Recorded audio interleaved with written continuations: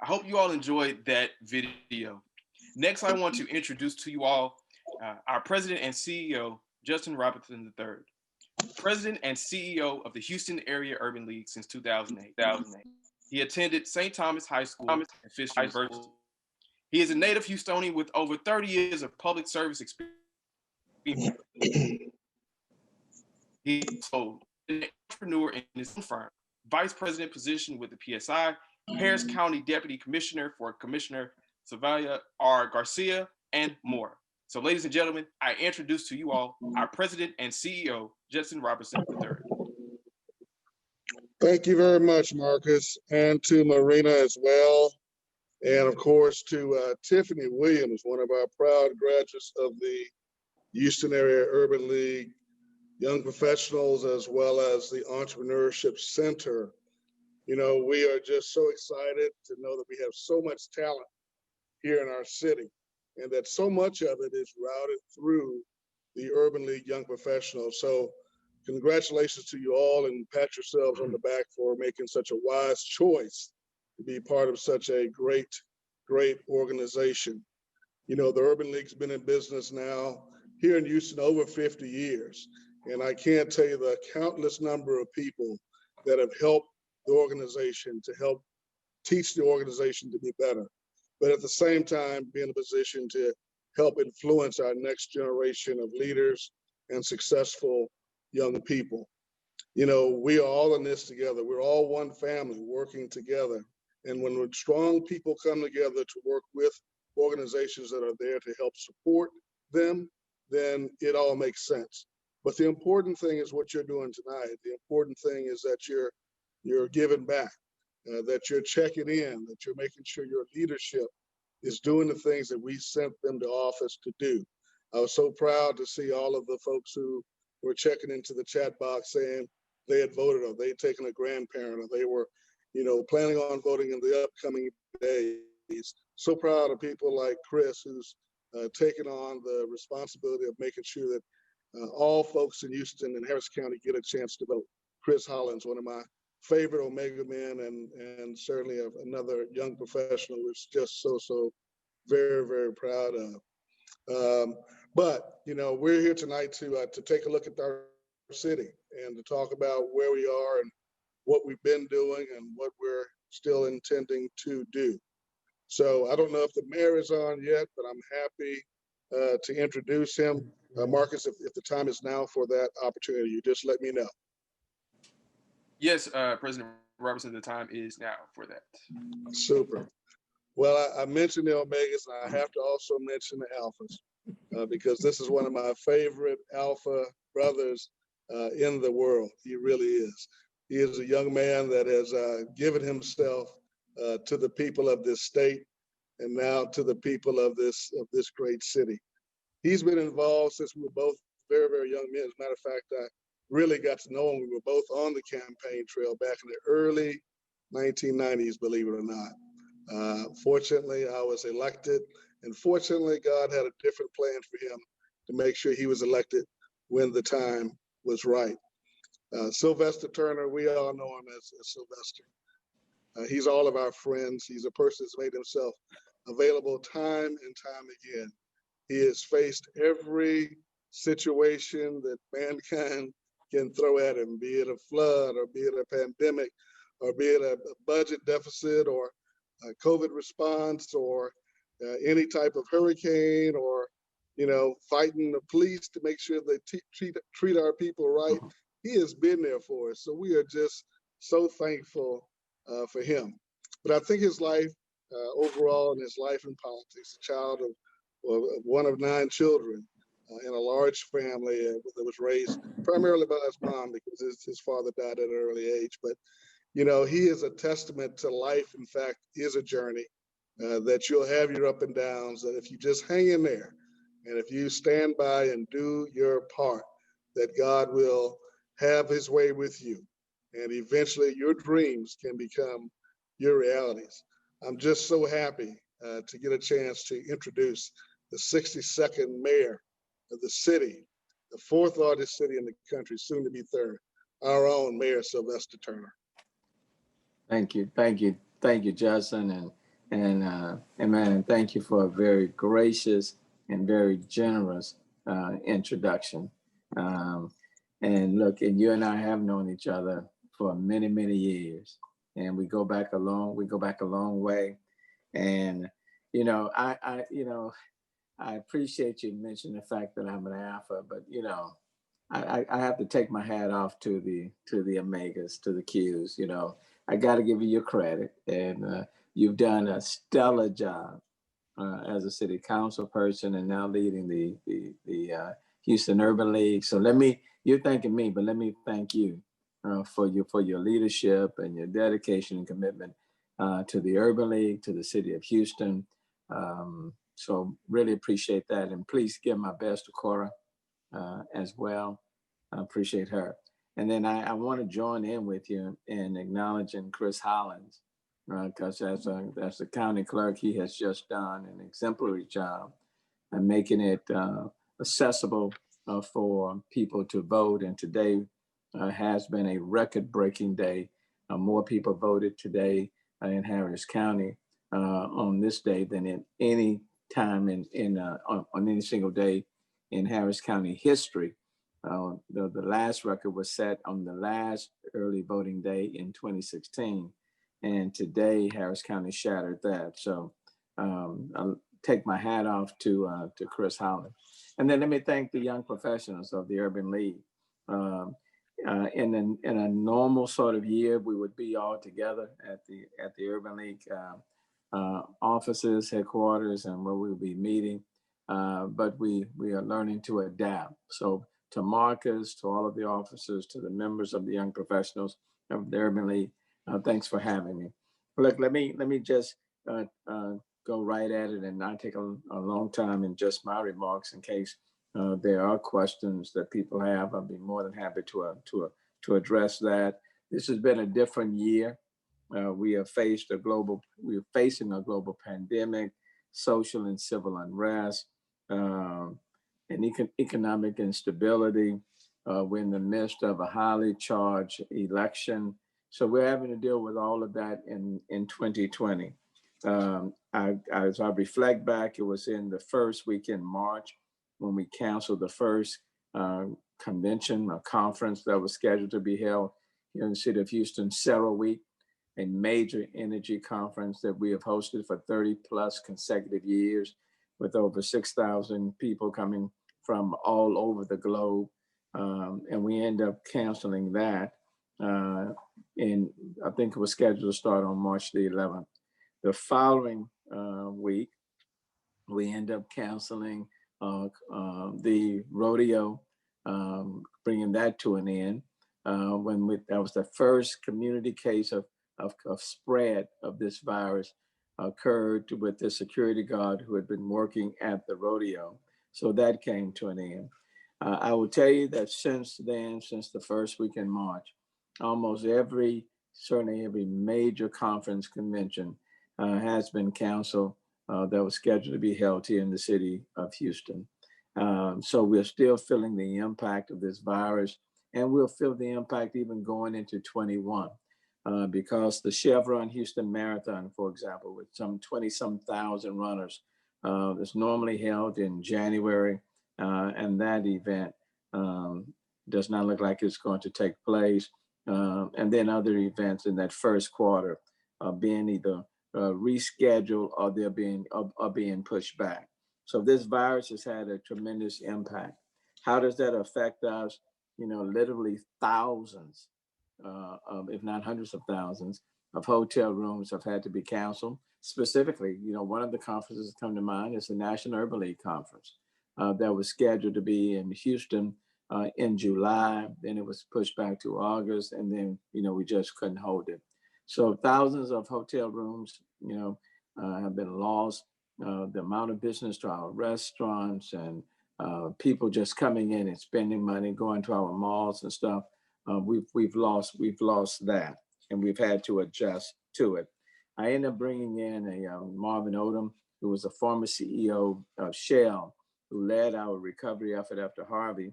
I asked him to lead our recovery effort from the coronavirus, and he and his team have done an excellent job. we set up what we call this health equity response task force, which was charged to primarily focus on communities, vulnerable communities, at-risk communities in our city.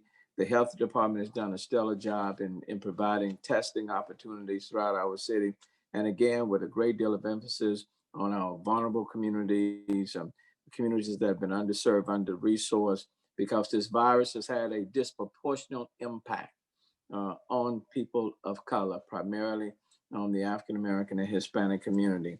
So we've issued out more than probably 1.3 million masks to people in these communities. The Mask Up campaign has proven to be successful. And I will tell you, as of Monday, we reported the new positivity rate in the city of Houston, which has now hit 5%. That was the target. We're at that point. And the next goal that I've set is for us to get that positivity rate down to 2.5% by mid-November, if not sooner. So we have to be very careful. I don't want people to assume once we hit 5%, everything is good. The reality is the virus is still here. It feeds on people coming together. So we have to be mindful of that. I will tell you the wearing of masks, I can't emphasize just how important the wearing of masks is. So I encourage people to put their masks on, especially when they're in the midst of other people. The social distancing, the proper hygiene, all of those things are critically important. In terms of the impact, the economic impact, I will tell you a number of our businesses, small, medium, and large, have felt the brunt of this virus. The city has put forth a $20 million small business economic package where people can get up to a $50,000 grant, not to pay it back. So that is is out there now. There's a possibility we might look at adding some more. Over 8,000 businesses applied for those grant dollars, and we may end up doing more. In terms of rental assistance, people have been hit hard there with the city and the county. Total spent between the city and this last round for rental assistance, we put forth a rental assistance program of $60 million. And prior to that, we had put in an additional 15, and there are still dollars available with regards to rental assistance. And so now the state has appropriated about $171 million from the pool of dollars it has. City of Houston will get about $13 million of that. So we want to provide people with cash rental assistance as much as possible. But even with this virus, in February, I announced my resilience plan on how to build a city that's stronger, more resilient, more sustainable. That was submitted in February. And then in April, we submitted the City of Houston first ever climate action plan, where the focus is on renewables, reducing the amount of greenhouse gases, being in accordance, in agreement with the Paris Accord, and that's being carbon neutral by 2050, if not sooner. And the goal is to get there sooner. Again, emphasizing the importance of dealing with renewables, electric power, electric vehicles, placing an emphasis on that. And there's a consulting firm, a Black consulting firm, LDR, that's helping to take the lead on that initiative.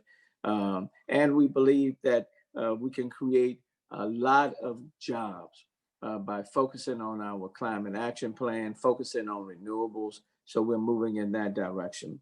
One project in particular, I just want to mention in the Sunnyside community, there are 300 acres, contiguous acres from a landfill, that these acres have been contaminated, been sitting there for quite some time. And we're looking at taking those 300 acres and turning that into one of the largest urban solar farms in the United States.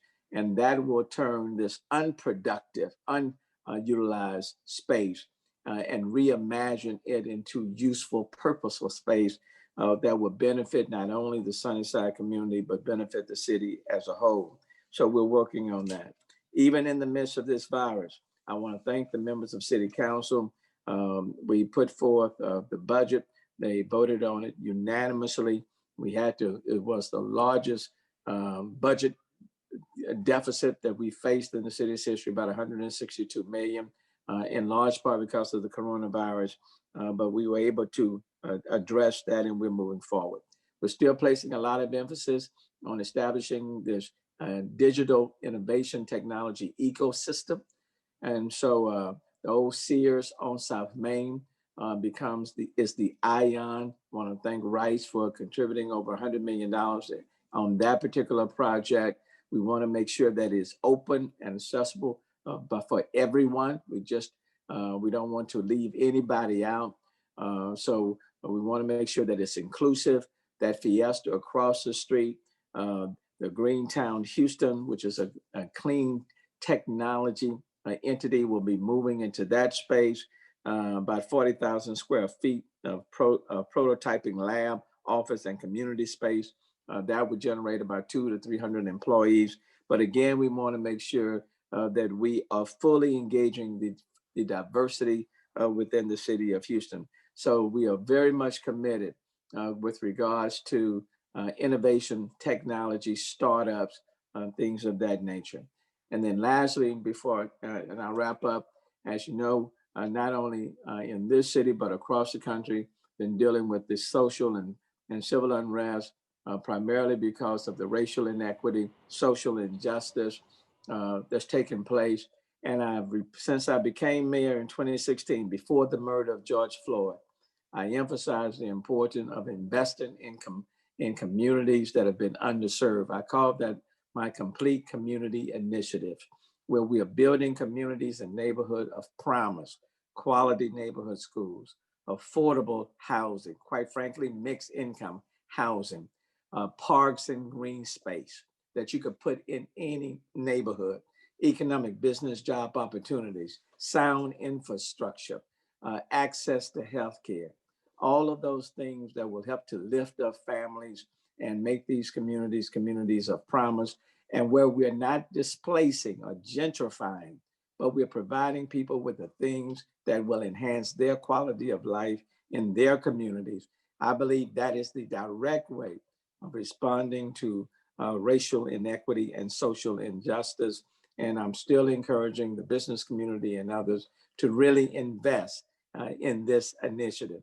At the same time, the task force on police reform, Judson, thank you for serving on that task force, has come back with about 104 recommendations to enhance, make better law enforcement and community response. And I agree with almost all of those recommendations. And now the focus is on working to implement those recommendations. So we're moving forward on that front. So there are a lot of things that's taking place. I would say to you, in spite of it all, the state of the city remains strong. And that's because we are a resilient community. We're a very diverse community. Every day we're seeking to be an inclusive community. And lastly, in terms of business opportunities with the city, I will tell you that in the last 4 years, the amount of business that the city of Houston is doing with Black businesses, let me just focus on Black businesses, has exponentially increased. From 2017, it was like 41 million. Then I think in 18, it went up to, I want to say 101 million. In 19, it went up to 123 million. And for 2020, it is now up to more than 162 million. And this is just to Black businesses. And so we recognize that we too must make sure that we provide opportunities for Black businesses that are doing business in the city of Houston. I look forward to working very closely with the Urban League. There's a lot more work that needs to be done. I have a little more than 3 years left in my term, and we have to move with a great deal of urgency and as quickly as possible in order to do as much as we can in the remaining time that I have in place. I want to thank the members of City Council because they have been excellent partners with me. You don't do anything by yourself. And I recognize the importance of working with the members of City Council and look forward to working with members in the community. Let me just stop there and thanks for the opportunity for allowing me have what for making my point. Oh, I do want to say today was a record-breaking day in terms of voting. Over 100,000 people voted today. That shattered the record on any single day of early voting. More people voted today on than any single day in the history of Harris County. But I hope that tomorrow will overshadow what took place today. And I hope that every day thereafter, more people will go to the polls. Early voting lasts until October the 30th. This election is consequential. It is consequential. And thousands, hundreds of thousands of people marched, protested, and demonstrated after the death of George Floyd. Well, the other side of that equation is that now our vote is our voice. And I hope that people will respond in record numbers every single day leading up to Election Day on November the 3rd. So that's my plea, and I look forward to working with you.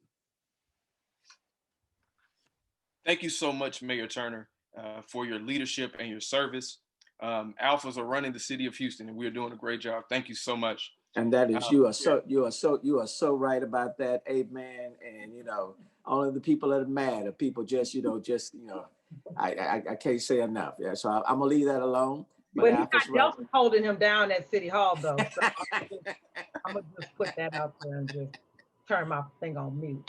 Yeah, that sounds like Councilmember Thomas, and she is a proud Delta. Okay, and but the Divine Nine in this election cycle must show up. Absolutely, absolutely. And if there's any way that the Houston Area Urban League Young Professionals can assist you with your vision, please let us know. We are ready to serve. Well, look, let me just say this.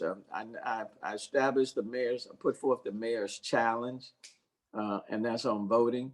Not telling people who to vote for, but I've challenged Texas Southern, University of Houston, and Rice. Those three colleges, every day, at the end of the day, we get the numbers on who voted and how many people voted at Texas Southern, University of Houston, and Rice. At the end of the early voting period, October the 30th, the mayor will give the award to the college university that had the most people that voted at those locations. I should have included Prairie View in that number as well. But Texas Southern, University of Houston, and Rice, and let me tell you, all three schools showed out today. But the Urban League, the young professionals, I invite you to the table.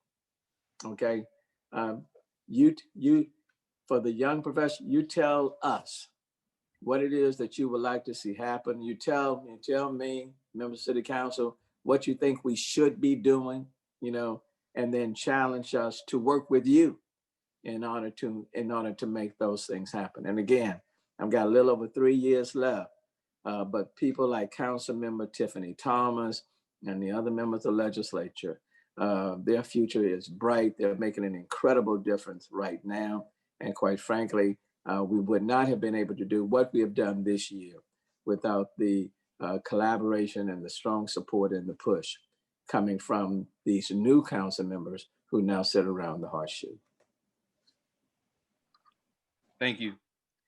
So we had a wonderful word from our very own Mayor Sylvester Turner. Now I will transition over to one of our very own who will introduce our next speaker. So I want to turn it over to Ms. Markia Bordeaux. Thank you. So I'm here to introduce the Honorable Tiffany D. Thomas, who is the chair of the Housing and Community Affairs Committee, which oversees solid waste management, housing and community development, homeless initiatives, and veterans affairs.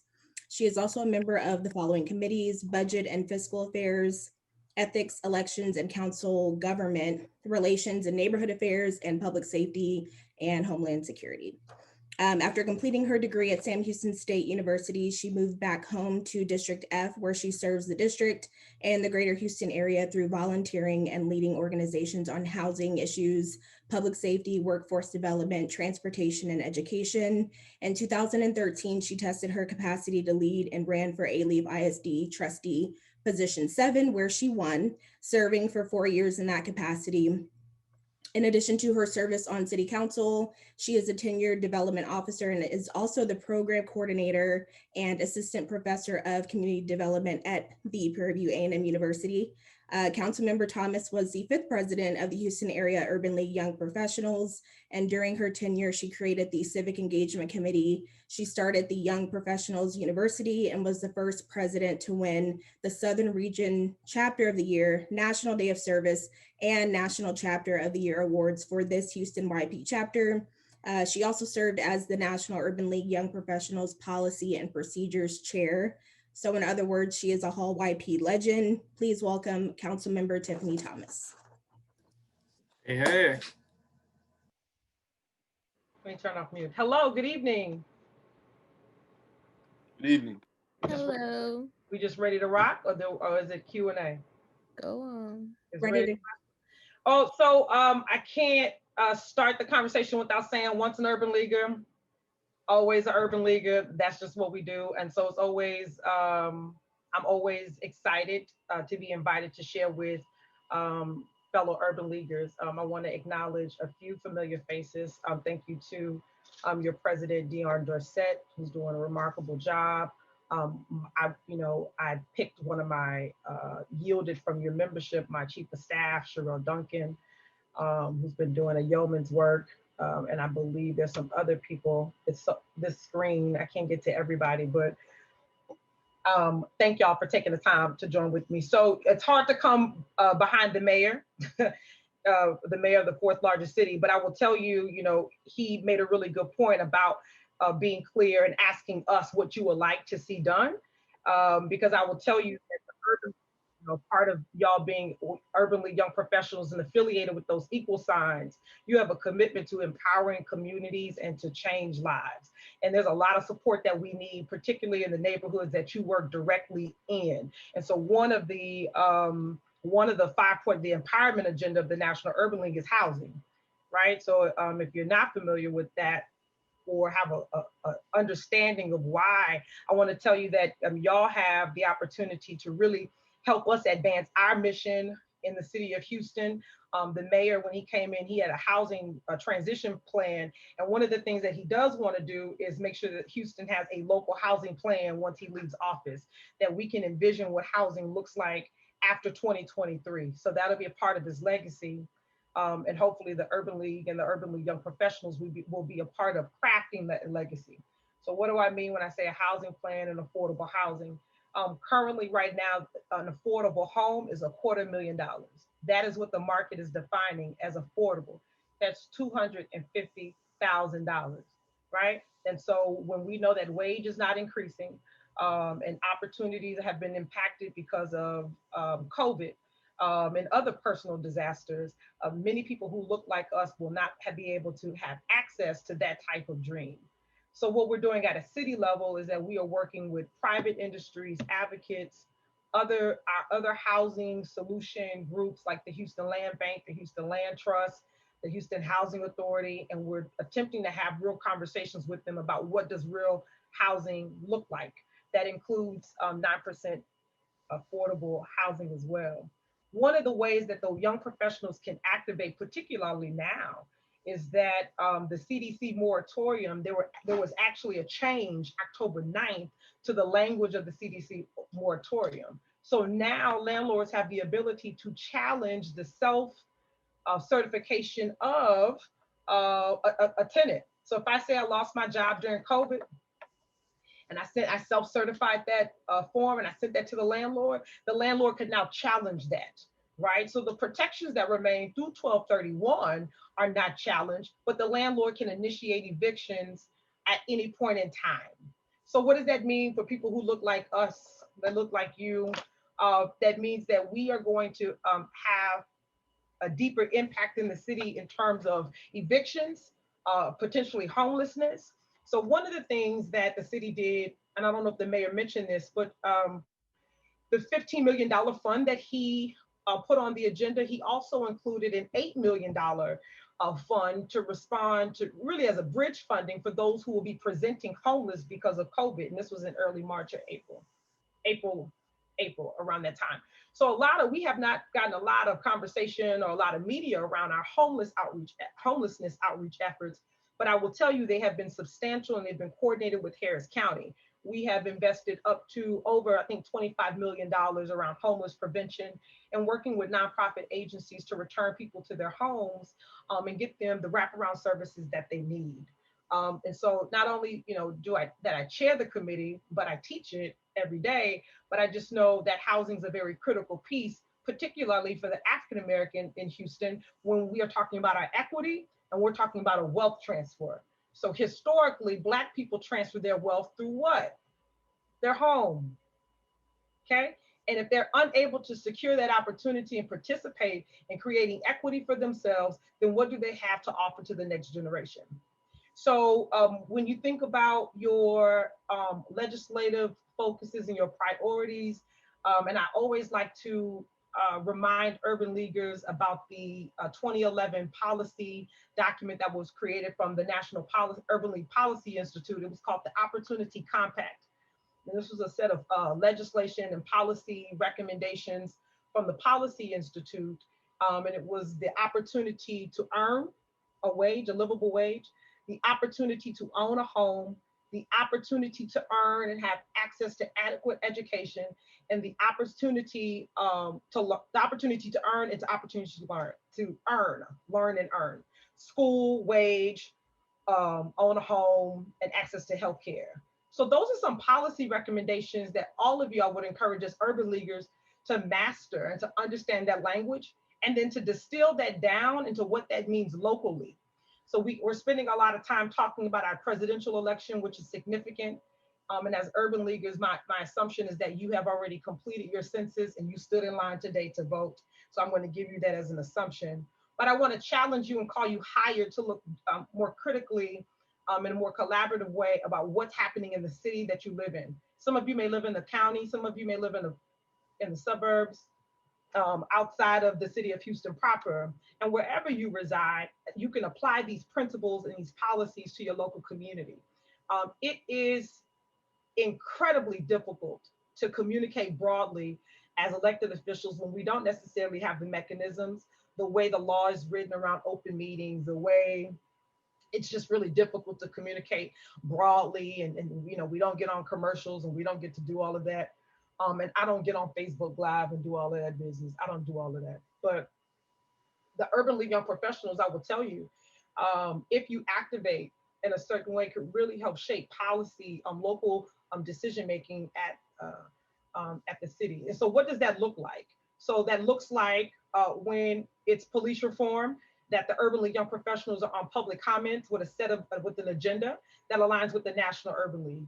And you're on the call talking to council members before the mayor, before the city of Houston listening, and you're on record, right? And so it's one thing to convene us for workshops and discussion. It's another thing to participate in the system that's created and to use that system for the very best for your agenda, right? Which is ultimately our agenda. And so when there is a huge demand and the Black Lives Matter movement has really amplified and forced America and communities and counties and cities and universities to talk about and grapple with what's happening with Black America and how they have impacted Black people, the Urban League has to rise to that occasion. The Houston Area Urban League must rise to that occasion, which includes the young professionals. And I say that just as a former urban leaguer. I remember the very day I walked into 1301 Texas. I remember all of that.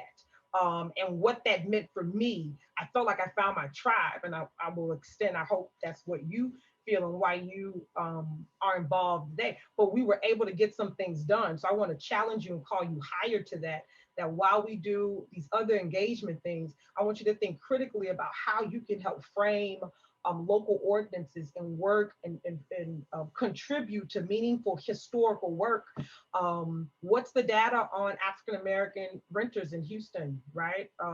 Where's the opinion piece in conjunction with the affiliate about the General Land Office removing billions of dollars from the city of Houston to offer Black and brown neighborhoods 2-bedroom homes. And I know the mayor probably mentioned that around Hurricane Harvey. So the affiliate years ago had this robust direct services deal. Like we had people falling out the sky.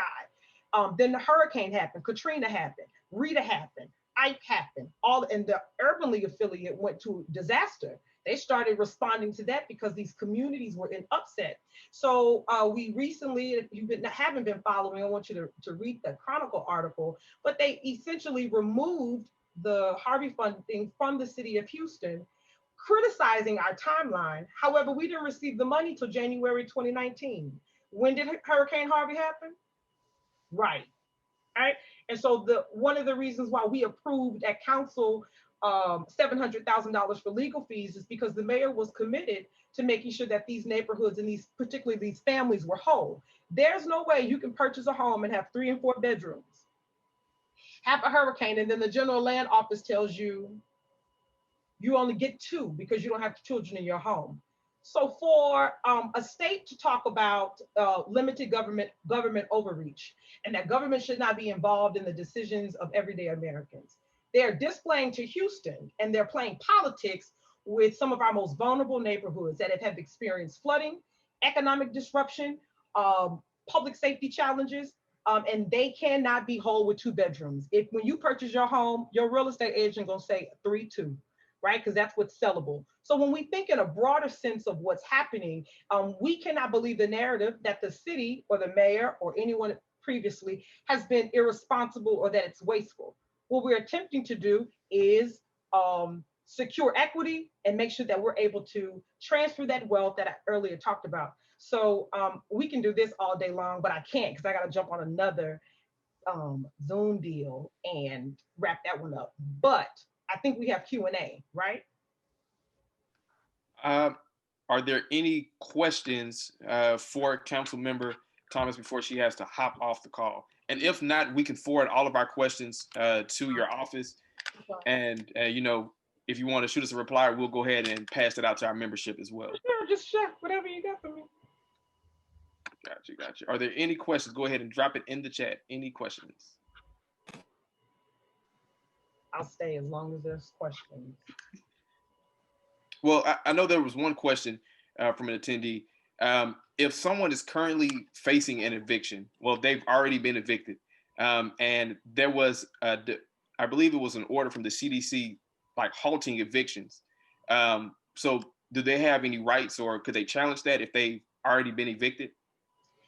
So currently, if they present the way the initial order was written, if they go to court at that time, the landlord is supposed to provide them with the order, which is problematic because they've already been evicted, right? So Councilmember Pollard and I, a couple of weeks ago, there was a young Hispanic woman, a Friday night, they dumped her house out. Couch was in the middle of the apartment complex. Constables gone, courts gone, there was no support. So we were attempting to work through that. That's why we're working with having conversations with those gas stations and HEB so they can access it and be proactive so they can self-certify now. So the way the current order is written, no, there's no opportunity for them to go back and say, those protections apply to me. There's a lot of misunderstanding, mistrust. Most people don't know that they live in the city or the county. They don't really know how that goes. And so that's one area that we can use your help is communicating proactively and putting these in the hands, having those orders at 13-1 of Texas, at Griggs, online, where they may not have access to technology, where they can't print that out. So they don't have to wait till they get to the courtroom. They can go already have their document certified and protected through 1231. And our last question, what inspired you to start YPU? Oh, so YPU was actually an evolution from, we used to do like a college day at Griggs when Griggs was like a community, like a computer center. And the college day was really whack. It was just whack. And so our community outreach committee, we just had a real thoughtful conversation of expanding it and making it more robust instead of limiting their time and really engaging. So we were at University of Houston downtown. We had the first 2 or 3 floors. There was no AC. It was hot. but it was great. And we had very progressive, thoughtful workshops, everything from STDs and HIV, everything from professional development. We had the cafe area, like the pit on Different World, and we had a little step show for the little kids and whatnot. And it grew, and it was great. And the footprint has continued to expand. And so it really was because we did a college ready day. And that's really where it started from. And we realized we needed to offer some meaningful programming and not just talking about what university we went to and why, but we really need to offer them content that they can take back, because a lot of that stuff they don't have access to in the classroom. Well, thank you so much for sharing that with us. And if we have any other questions, we'll definitely. One quick question, Councilmember Thomas, this is Dion Dorsett. Want to kind of go back to the housing piece for a bit. As a property owner, someone who rents out property to individuals who are maybe using housing vouchers. Yep. Wondering, how does the housing authority, what is their response in regards to this pandemic? Not so much for us, but if people are out of work, they don't have the income to then pay their landlord, is there a way that the housing authority can step in to help, kind of protect or bridge that gap until they are able to be gainfully employed again? So we initiate, so the $8 million that was on the agenda the same day we approved the first round of 15 million actually went to the Houston Housing Authority, and they're the fiscal agent for those dollars to work with the other agencies for case management. Hall actually received close to $300,000 for case management from our disaster recovery fund from the city to work with clients on that. So the Housing Authority does not have the infrastructure to directly respond to that. What we have been doing is investing in our joint homeless initiative with Harris County and working with those agencies that can get them on their feet, some job training, all of that. Dovetail back to our disaster relief 17 funds that GLO is attempting to snatch from us.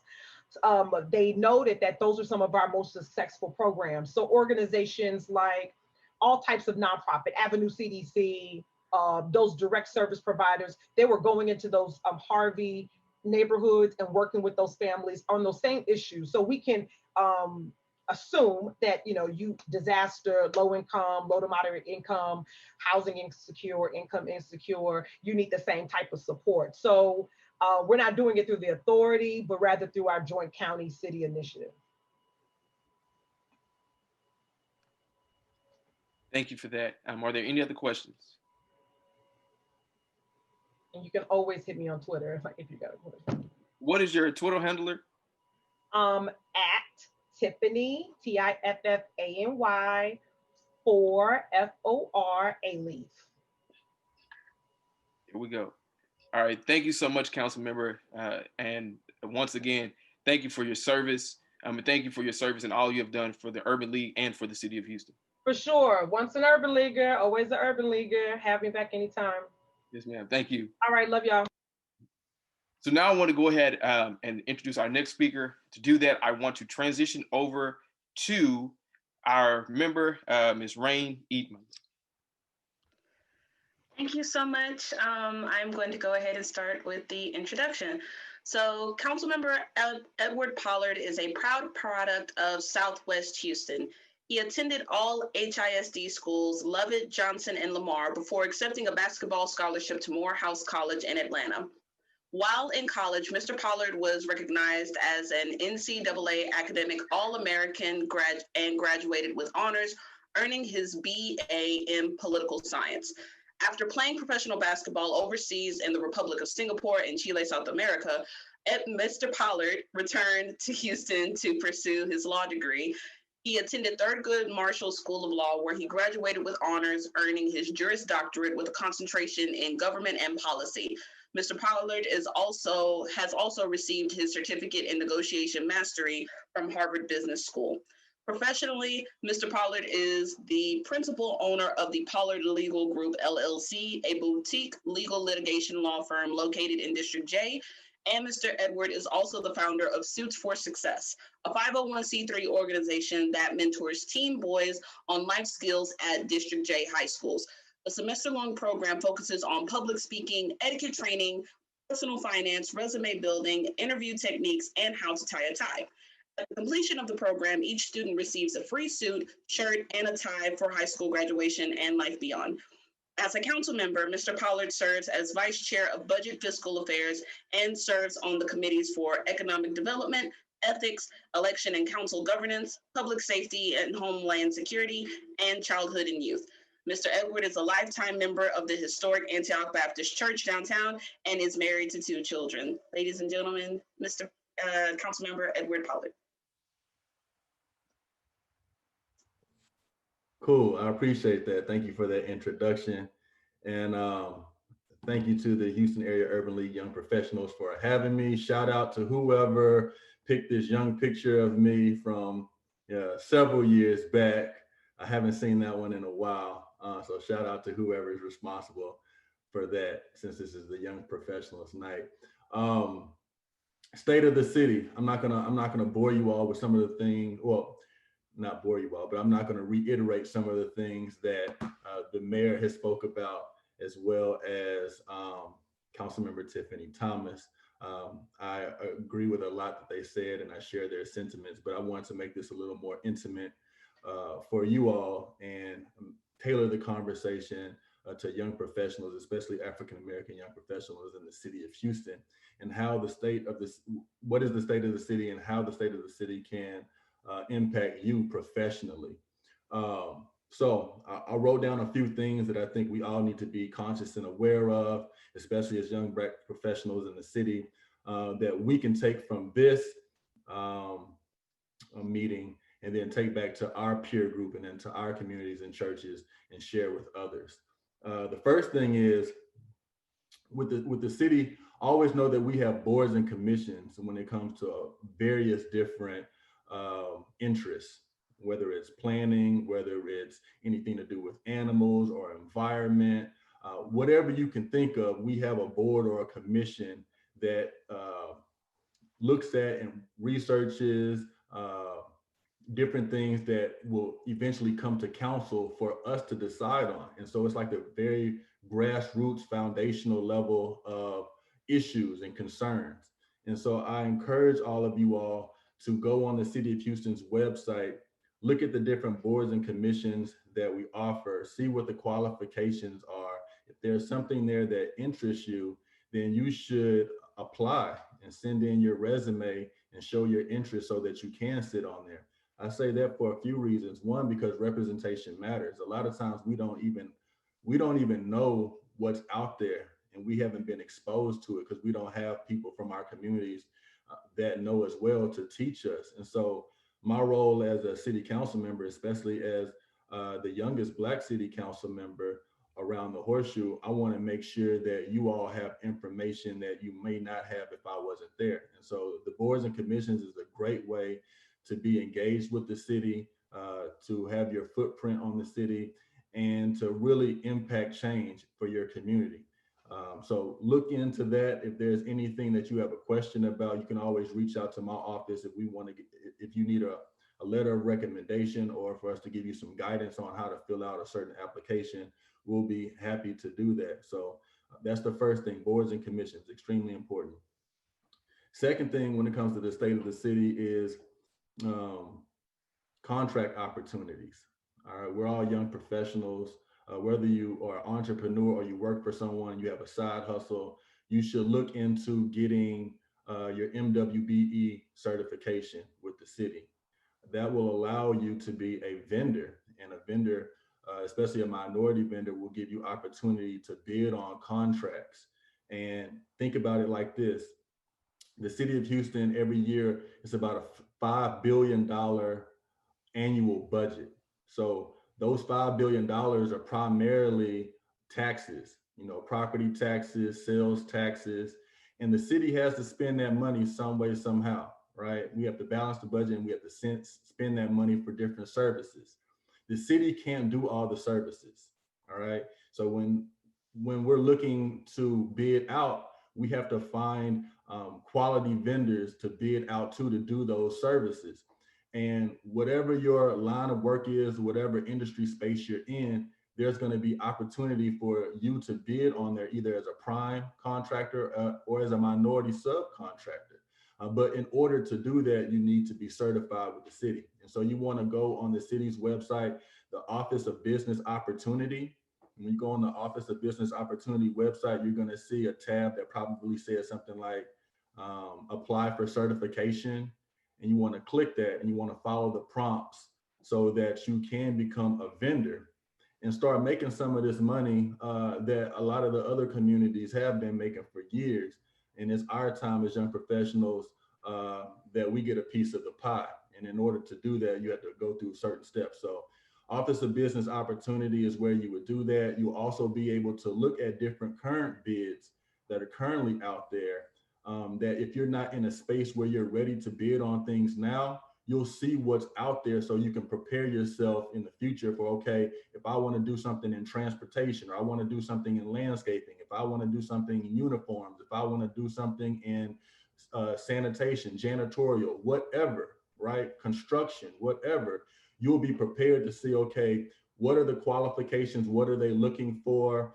So that you can put together a successful bid package in the future and get some of the money that the city is divvying out. So really important. All of us, I know we've been really having social injustice and police reforms at the top of our priority list when it comes to things we want to see changed in our community.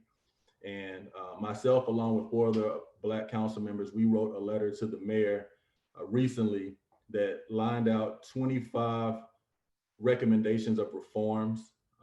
You can find that letter online.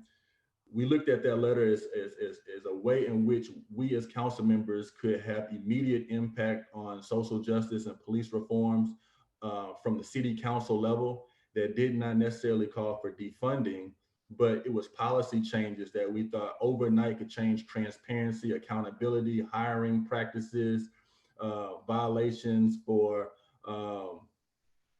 when an officer is found to have done misconduct. And so please read that letter and let us know what you think about that. 2 things that stand out the most to me in that letter is the oversight board. We currently have an independent oversight board that we believe is not as strong as it needs to be. And we don't really have a lot of confidence in the current structure. And so we've recommended to the mayor that he needs to consider just starting all the way over with the oversight board. And another thing is having an online dashboard. That was an amendment that I brought forth in the budget process several months ago that the mayor has supported. And what that is going to be an online dashboard that tracks civilian complaints on police misconduct. It'll allow citizens to go on, or not even citizens, people to go online and file a complaint against an officer. Then you'll also be able to track other complaints. How many complaints a certain officer has, what was the complaint, the race of the officer, the race of the complainant, the charge, the demographics, the geography, everything about the Houston Police Department. And then we also want the dashboard to house the general orders of the Houston Police Department, so you know what the policies are and we aren't just guessing. Another thing that we want to add to the dashboard is an ability to link it to YouTube so people can upload videos right then and there of the occurrence with the police officer, because we all know that a lot of times, if it wasn't for our cell phones, we wouldn't know what was going on the scene, right? I mean, we paid all this money for the body cameras, but sometimes they fall off, sometimes they're not on, sometimes it's just something that's up, and we have to rely on cell phone footage. And we want to give the ability to the public to be able to upload those videos in real time so we can be as transparent as possible. Because the more eyes that's on the situation, the more we feel that the officers will be held accountable if they don't do the right thing. So be on the lookout for that dashboard soon. That's something that we're working on a day-to-day. It's a lot that goes into it. I know sometimes we get frustrated with how long the process takes, but it's always a lot of hoops, especially when it comes to progress and trying to change the system. When I first got elected to office, what frustrated me a lot was coming from the private sector is in government. It's just a lot of red tape. It really is. And you have to deal with it's not just you that you have to deal with. You have to deal with 16 other council members. You have to deal with the mayor's office. You have to deal with 23 other departments. You have to deal with special interest groups. You have to deal with activists. You have to deal with the churches. You gotta deal with a lot. And so sometimes things don't go as fast as we want them to, but know that you have good representation around the horseshoe that is listening to your issues and concerns, and where we are actively working, especially as it pertains to police reform. So you all will start to see more and more reforms roll out. I would encourage you to also look at the mayor's task force on police reform. As he mentioned, they released a 150-page document, and I want to thank Judson Robinson for his service on that task force. I'm not gonna lie to y'all, I didn't have a lot of confidence in that task force because sometimes you see these task force, they get together, but nothing's really done. However, I do have a lot of confidence in this particular task force because of the report that they gave. You know, it was extremely thorough. It was extremely thoughtful and substantive. 150 pages with 104 recommendations, and not just recommendations, timeline guidelines, and they went into depth when it came to stats. They went into depth when it comes to what other departments in other cities have done. So I was extremely impressed by what they were able to accomplish in just 3 months. And now it's up to city council and the mayor's office to really put some of those things in place.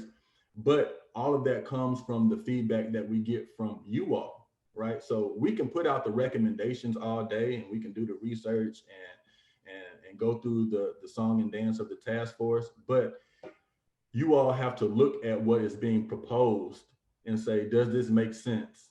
Is this what I want to see? Were they actually listening? Is this practical? How fast can we do this?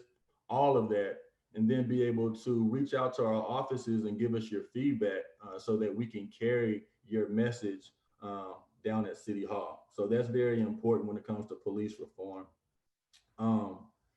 As you all know, I mean, we're doing this virtually because of COVID. COVID is taking over our lives. When I was elected, 10 months ago, I didn't know anything about the coronavirus. And now my entire daily routine is dictated by the coronavirus, and it's changed our lives in a way that we could have never imagined. And so as a council member, especially as a district council member of the most densely populated area of the city, in the most diverse area of the city, what we've tried to focus on is making sure that people are educated about the coronavirus, what it is, the effects that it can have on your community, the consequences of not really following protocol, and how that could be an extreme health concern. And in my particular district, since it's so diverse, we have language barriers, we have culture barriers, we have income level barriers. There's a lot to deal with. You know, even though I'm a Black council member, I don't have one predominantly Black neighborhood in my entire district. And so I have to find other ways to convey messages to different communities that may not look like me, for them to be receptive and understand the importance of it. And so I lean on you all as well to go back into your own communities and be leaders as it pertains to COVID, and not just let the national media on both sides of the aisle throw out all this misinformation. What we know is COVID is alive and well. It's not going anywhere. And as the mayor said, the number one thing that we've seen that has driven down our percentage rate is wearing masks. And I know the masks are aggravating. It's hard to match with your clothes, and it's hard to breathe, but it is necessary. And it has been something that we found to work. Outside of that, we're just gonna have to wait on the vaccine. And until that vaccine comes, we're gonna have to follow the protocol. So that means, no large gatherings, socially distancing, proper hygiene, all the things that they routinely say. But we have to make sure that we reiterate it to our friends and our families who may not be as astute as we are and may not want to comply as much as we do, because it's a shared space, and this virus is driven by human behavior. So if we all kind of do our own parts to mitigate it, the sooner we will get back to normal. The census deadline has been extended to October 31st. The census is extremely important. We've been putting a lot of attention into the census over the past several months from the city level. Honestly, I'm thinking that since it's federal dollars, I would have thought that the federal government, our Congress people would have been doing more when it came to census engagement, but I guess they leave it up to the city council members. So we've been out there really going hard to make sure that people understand the importance of the census. And this is how I break down the importance of the census to people that I know who really don't understand it. Is the census is basically a head count, a RSVP, right? And I link it to if you were having a party and you're inviting all your friends, you're going to ask for an RSVP so you can get a proper head count. That head count is going to determine how many drinks you get, how much supplies you get, how much food you get. If you don't get the right head count, and let's say only 10 people say they're coming, you're gonna get enough food for 10. But if 50 people show up, then you're gonna have to break that food down that was meant for 10 people to 50 people. And that's all the census really is. The census is basically a RSVP to the federal government so they know how many people live in your area so that they can properly allocate that many dollars for services and programs for your community. And if they don't have the proper head count, the federal government is not going to overpay. They only gonna pay, based on the numbers that they see. So if your community has 50,000 people, but only 25,000 people are sending back their census, they just gonna give enough for that 25. And that's why a lot of our communities are underserved and underrepresented. We don't get the same services. When you think of construction, when you think of roads, when you think of schools,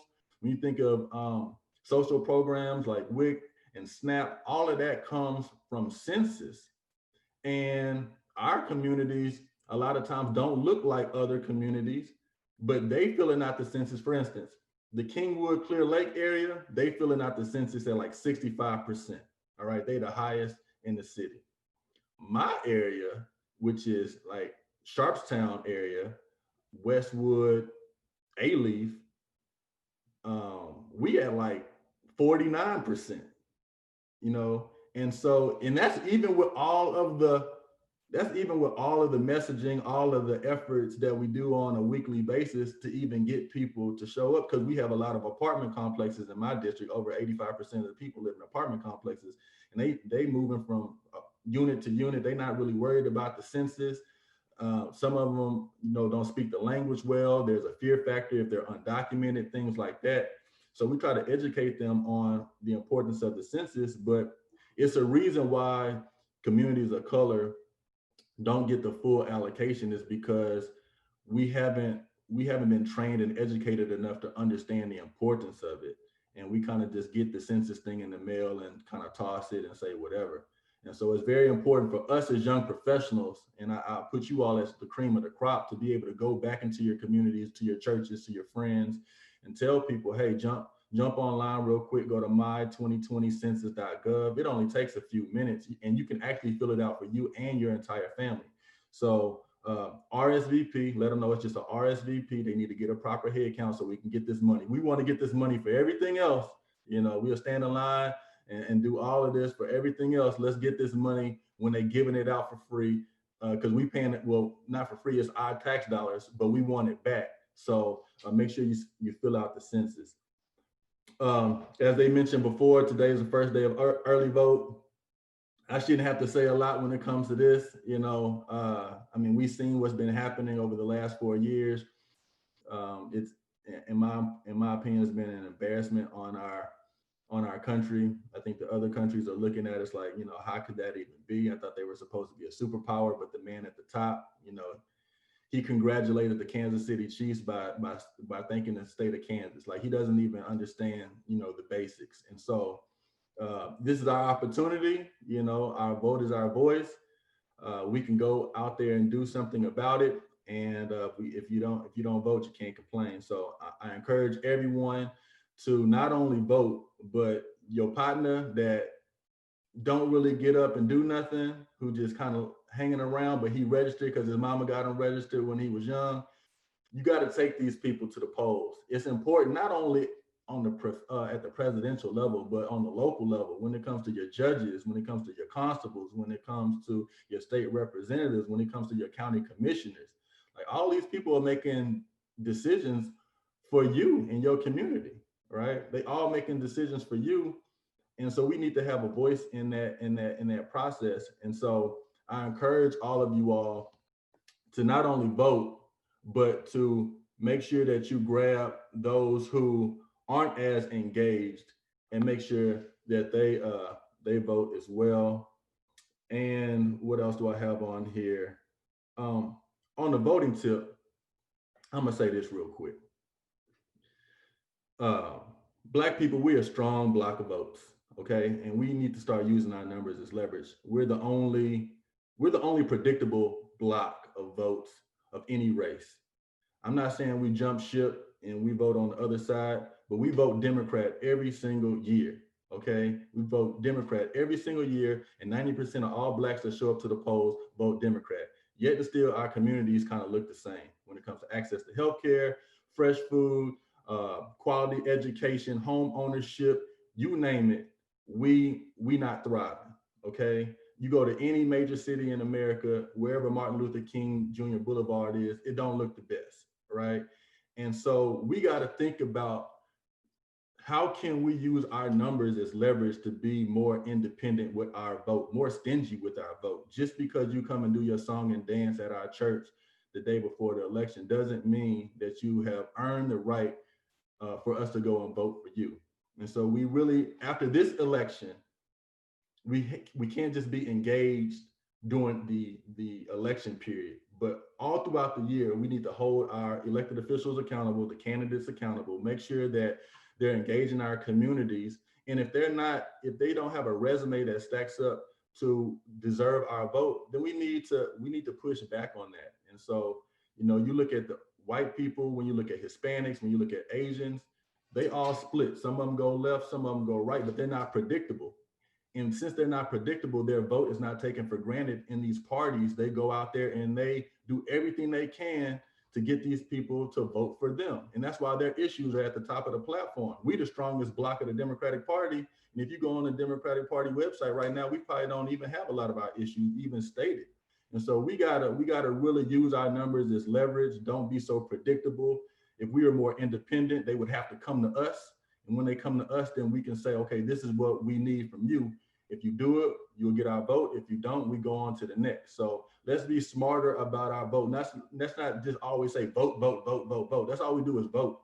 But are we doing anything different with our vote to make people make changes in our communities that we deserve?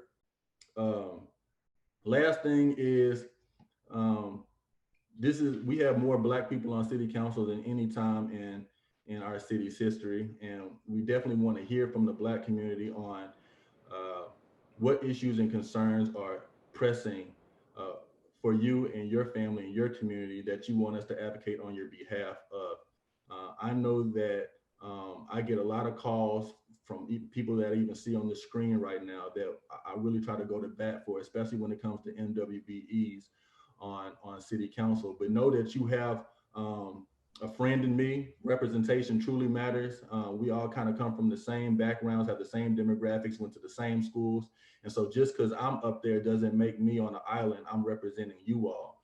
And I want you all to stay engaged with me and let me know what your issues and concerns are. Let me know if you don't think I'm going in the right direction on something. I'll always have an open mind. And so I know Councilmember Thomas Tiffany, she's big on Twitter. I do my thing on Instagram. So you all can follow me at edwardpollard.esq. You know, I'll follow back as long as you ain't got no craziness on your page. And that's how you can stay in touch with me. Shoot me a DM if you have an issue or concern you want me to look into, or if you just want to volunteer with a lot of the initiatives that I have going on in the community. But Black people, we are magic. We got to make it happen. We got to depend on each other. and you can always depend on me. So I appreciate you all for having me, and whatever I can do to further assist, especially when it comes to the Houston Area Urban League Young Professionals, please let me know. Thank you all. You did good. I came back to listen. Oh, what's up? I thought you was, I came back. I thought you was on Twitter. Sometimes I be, but I jumped off. I wasn't Fingers. talking about nothing, so I jumped back on to see what you was talking about. Well, I appreciate you all. Tiffany keeps me in line when I. Thank Any you. questions? We do have a few questions. Rain? So one question, I have one question, and then there are two others after me. And this is kind of tying back into the recent task force report that was just released. Before I do that, quick shout out to the community policing initiative that was just initiated in District J. Big ups to that. In the current HPOU contract, which is to expire soon, there is a 48-hour rule that grants police officers access to written witness statements that supervisors obtain in their investigations if interrogation of the police officer rests on the witness statement. Do you feel this gives officers an unfair advantage to tailor their narrative of events before making an official statement? Also, what is your stance on the 180-day rule that blocks disciplinary action after alleged egregious misconduct by an officer? Yeah, good questions. So on the letter that myself and Tiffany Thomas, Carolyn Evans Shabazz, and Councilmember Martha Castex Tatum, along with Jerry Davis, wrote, we spoke about that. We believe that there should be an elimination of the 48-hour rule. We don't believe that officers should be getting that information beforehand. As it pertains to the 180-day rule, I don't even see the purpose in that rule at all, because basically what it is it caps police misconduct notices to 180 days, which means that if an officer committed a crime today, but they don't find out about, or some police misconduct today, and they don't find out until after 180 days, let's say next year, then they cannot go back and discipline that officer for that misconduct. And so I don't think there should be any statute of limitations on that. If you find out that misconduct happened 2 years ago, it should be addressed, and the officer should not get away with it. Thank you so much for that. We had some more questions, but we'll just have to forward that to your office. But thank you so much for your service, and thank you all that you have done. And if Houston Urban League Young Professionals can assist you, just please let us know, and we'll be ready to help. Thank you all, and God bless. You. Can I just add, we can send, there was 2 letters that we drafted, the Black Council members, June 8th, and the one that was in September, that really outlines, and to be really frank, gave the police task force a framework for where the city needed to go. So I think if we can send those letters to you, so you can share with the membership.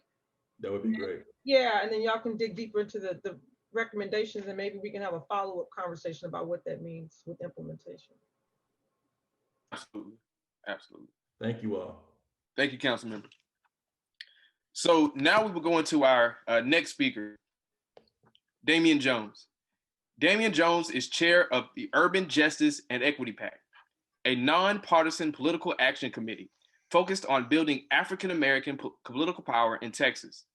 A seasoned political strategist, U.S. Air Force veteran, and efficient problem solver, Damian deploys faith, politics, and civic engagement as tools to empower everyday people. An award-winning leader, Damian cut his teeth as a grassroots activist in Houston, as co-founder of the civil rights group Houston Justice, and evolved into a national advocate for liberty and justice for all communities. Damian's podcast, Damian Jones Podcast, reaches a diverse audience across America. He is regularly called upon by the media for his innovative opinions on politics, popular culture, leadership, and social justice. Damian was educated at Texas Southern University, married to the love of his life, Courtney. He is a native of Jackson, Mississippi. And I also would like to add, he was the reason why I got involved with the Student Government Association at Texas Southern. So ladies and gentlemen, I introduce to you Mr. Damian Jones. Oh man, hey, it is. Can y'all hear me? Well, Yes. oh, good deal, good deal. Hey, it is a honor to be here with you all tonight, and it is an honor to follow the lofty words of our mayor, Sylvester Turner, and council members Tiffany Thomas and Edward Pollard, who all three have been on the front lines of justice and equity in our city for a long time. So it is a blessing to be with the Houston area Urban League Young Professionals. And I know there are a lot of lofty names to come out of this group. I know particularly Tiffany Thomas, Tanisha Hudspeth, who is on the ballot as we speak. And I know all of you are going out to vote for that, dear sister, as well. Let me thank Dion Dorsett and Victoria Hart and Marcus Esther, Marina Banks, and all of your leadership for having me on tonight. Let me say, Marcus, I appreciate you saying that. I never knew that, brother, that I was the reason why you got involved, man. But you and I had some great times in student government at TSU and worked long nights and early mornings to get things done. And you have continued to do that in your legal career. And I'm proud to see you leading tonight's discussion and the Urban League Young Professionals as well. And so, as we talk about the state of the city, I won't be long, and I won't repeat anything that others have said on tonight. I just want to tell y'all I got this Band-Aid on my head. I was trying to look good for y'all tonight and cut myself shaving this morning. So this afternoon. So don't hold that against me. But there's a lot to think about when we think about the state of the city. But I'm here to talk about elections in voting. And so I made a few notes of some things that I just want to share with you. And, y'all saw my resume, and, I've been blessed to work in politics for almost a decade now, since my days at TSU and, from Jackson, Mississippi, from humble beginnings. And I got involved in politics because of my father.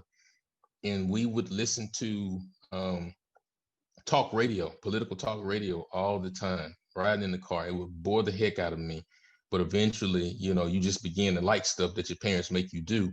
And from that, I gained a penchant for political conversation. And that is why now I host my own podcast, the Damian Jones Podcast, because of my father. And I continue to talk about politics in a fun, fair, respectful, and kind of objective way. And that is one thing that Councilmember Pollard always talks about: together we will. And putting aside our differences with the R and the D and those kind of partisan labels that divide us, but thinking about what those commonalities are and what brings us together. And so, no matter your political affiliation, no matter your partisan intent, no matter your socioeconomic status, no matter your background, we are facing a very pivotal time when it comes to elections. And this is the most important election. And they say that every cycle, but this is really the most important election of our lifetime, no matter what side you particularly align with. And so what I always tell people, and I'll go through a few things here in a moment, and I saw some of the questions in this wonderful chat as we've gone through tonight's discussion, but I always tell people, vote your values. Understand what your values are, not the values that some party tells you to have, not the values that people want to tell you to have on Facebook, but what are the values that you grew up with, that your parents, your grandparents, your church, your ecosystem taught you? What are those values that life has shaped into you, when you get knocked down and you got to get back up and work through some things, the values that you learned in college, the values that you learned on your first job and you got fired and you figured out how to work through all those different, what are those values for you? And I always tell people, vote your values when you go into the voting booth. Again, don't, people want to pound in your head because you're Black, you have to vote a certain way. Think about, dig deep inside and understand what is best for you, but also what is best for your neighborhood, for your family, and for your country. And so one question I'll pose is, why is it important to vote in these national elections? We hear so much about a Trump and a Biden We hear about these Senate races, congressional races, and so forth. Why are those things so important? It's important because you are deciding so many different things. You're deciding when it comes to whether you have affordable health care or health care that is out of reach, which is very important. When you think about, and most of you on this call are middle age and younger, probably younger than me, and so whether you're able to stay on your parents' insurance and stay at home all the way to your 26, and given what's happening in this country in the past 8 to 10 months, coronavirus has made a lot of young folks move back home because we've had to tighten up our belt and times have gotten tough. And so by voting in these federal elections, you're deciding what your health care can look like. You're also deciding what your foreign policy looks like for decades and decades to come. Do we want an administration? Do we want a Congress that makes us the laughingstock of the free world? Or do we want a Congress and administration that is respected across the world and that allows us to remain a power across this globe, and that we continue to enjoy the freedoms that we oftentimes take for granted? When you vote in these national elections, by God, as we sit here as young, erudite African Americans, the wealth inequality in this country continues to skyrocket. When we talk about most Black folks, or about 30% of Black folks, are living at the poverty level or below the poverty level. And so when you think about the wealth inequality, when you think about what white folks are paid, and then what Black folks are paid as well, when you think about how we continue to fight just to put food on the table, as we talk about coronavirus pandemic, essential workers are oftentimes Black folks, the folks who are driving the buses, the folks who are the janitorial staff, as I heard Councilman Pollard mention earlier. All those low-wage jobs, the folks who still have to get up, coronavirus or not, rain or not, sunshine or not, flat tire or not, they still have to go and do those necessary jobs. And so we need folks in office, no matter what side of the aisle they're on, that is going to focus on closing that inequality gap in this country. And that is extremely important. Now, for me, I served this country in the United States Air Force. I know many of you have family members who have also done so. So thank you all for your service and your sacrifice as well. And so for me, how we treat our veterans in this country is extremely important. When we come back to domestic soil, maybe we've been on foreign soil, or maybe we've been right here in America protecting everyday Americans from foreign powers, right? And so I want to make sure that when they come back, they have the health care and things that they need. Many of those you may not know suffer from PTSD. Oftentimes those vets that you see on the side of the road begging for dollars and change are suffering from PTSD. But because we are taught to be so strong and tough and not let people know what we're going through, they end up on the side of the road. And so remember that, and don't judge those folks. They need help. And so we want to make sure that our administration at the federal level is understanding of that and taking care of our veterans. And I know today you all saw, many of you were out voting. I saw y'all are taking grandma and grandpa and all those great things going out to vote. And I hope you continue to do so over the next 3 to 4 weeks. But there was a conversation today around Supreme Court and those hearings with the hearings as it relates to Amy Coney Barrett. And we are hearing some things about her judicial record and the things that she has weighed in on and whether she's great for this country. And I believe more than likely she will be confirmed. But we need an administration. We need a Congress that also chooses good judges that will be understanding of our laws as they are, not to be an activist judge, but uphold the laws as they stand. And if they are unconstitutional, then we need to adjust those things as well. And so your vote at the federal level is impacted by that. But let me say also, as Marcus mentioned, he and I were trained for this wonderful world at the great Texas Southern University. I know there are some folks from Southern on this line. I know there's some folks from Prairie View on this line. I know there are folks from all other HBCUs, and we are in a wonderful HBCU family. But let me remind you, and Marcus will agree with me, that all roads lead to Texas Southern University, right? I see you, Dion. I knew you were going to say that. But we need to make sure we are voting for an administration and a Congress that understands that HBCUs were created because of a great discrimination and great racism. When we talk about Aheem Sweat and why Texas Southern University was created, and I know other schools have those similar stories, but we were locked out of the educational system for so long. We couldn't read, we could not write. Listen, my father never finished high school, right?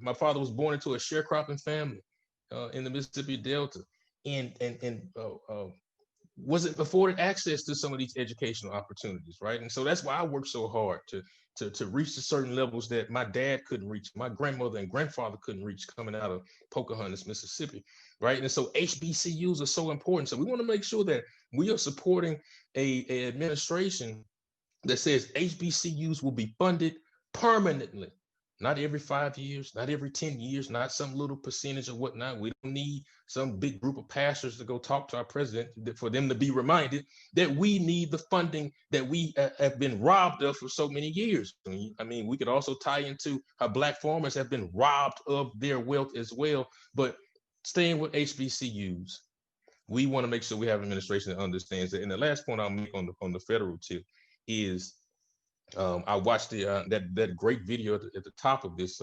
presentation on the entrepreneurs, and there's so many great faces in there, and I can't name all of them, great folks. But coronavirus, right?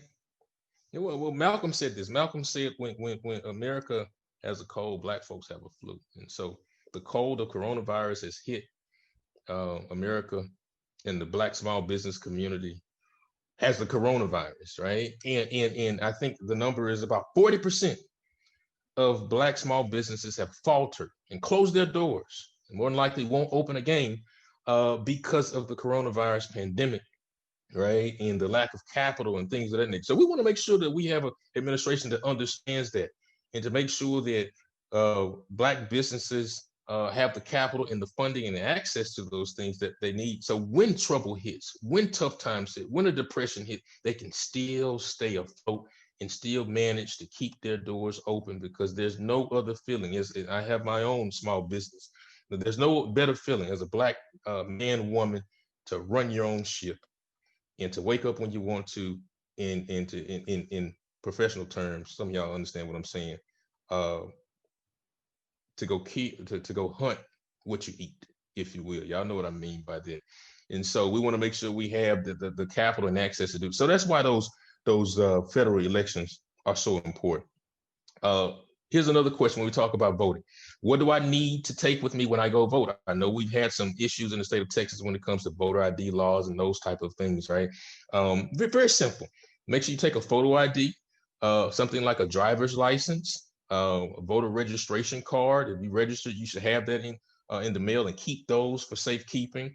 A military ID if you are a dependent or a veteran or things of that nature.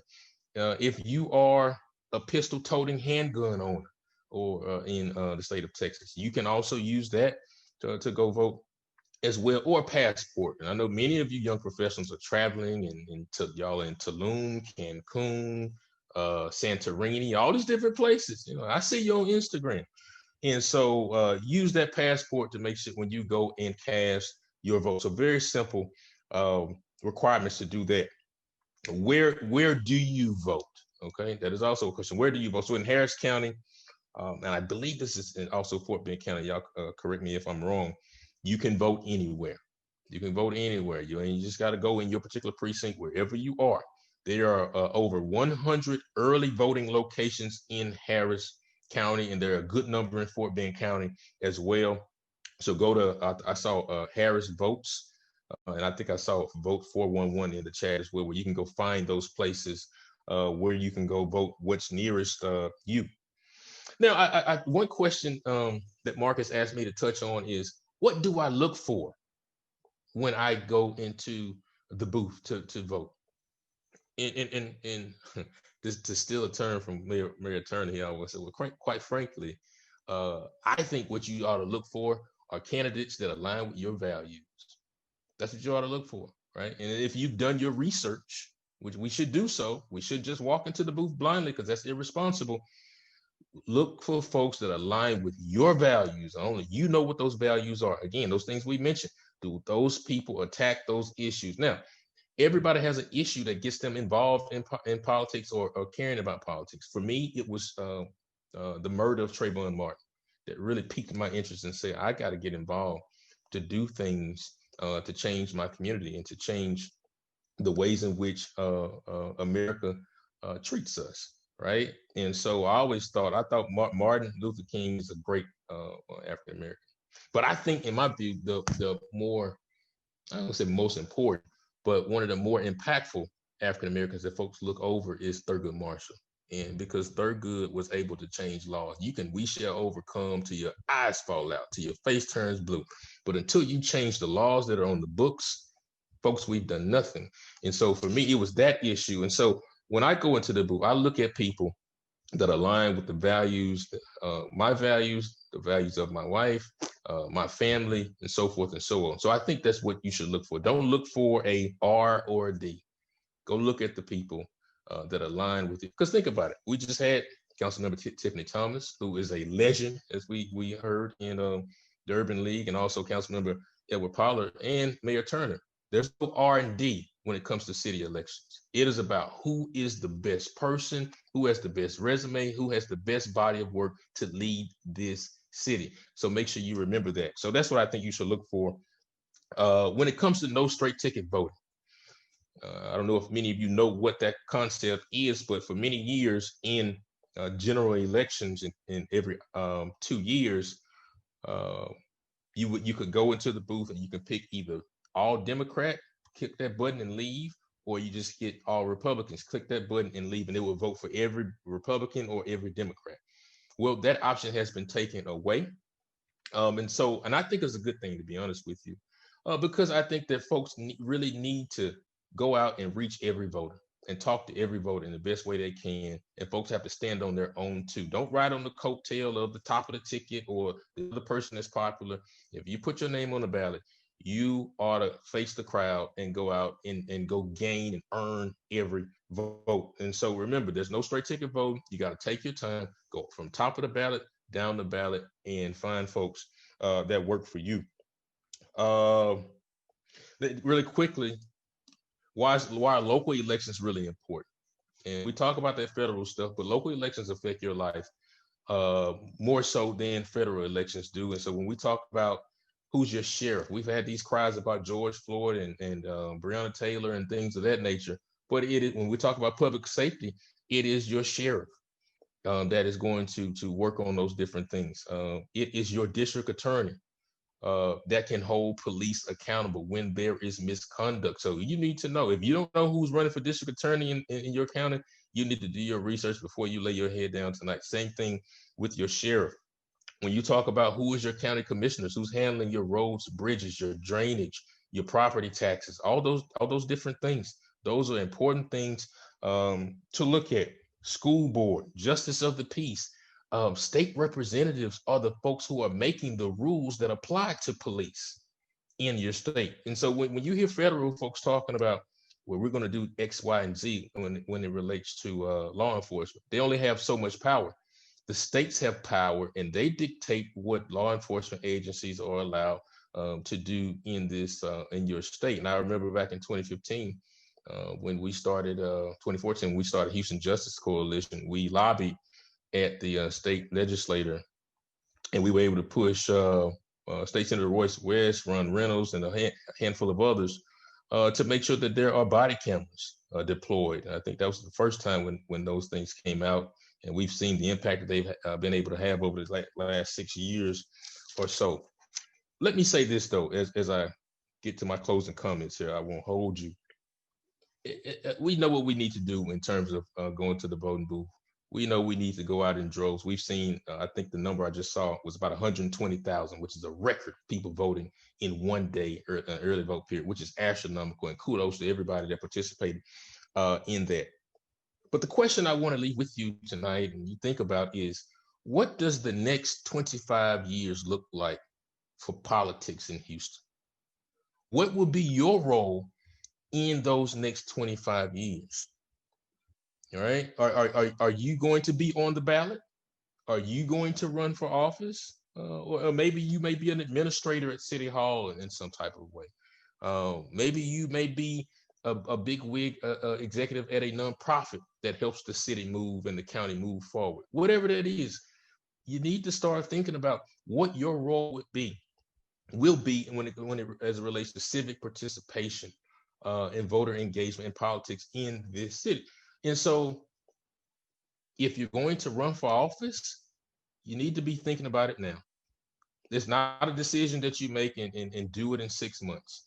It is a 2 to 3 to 4 year process.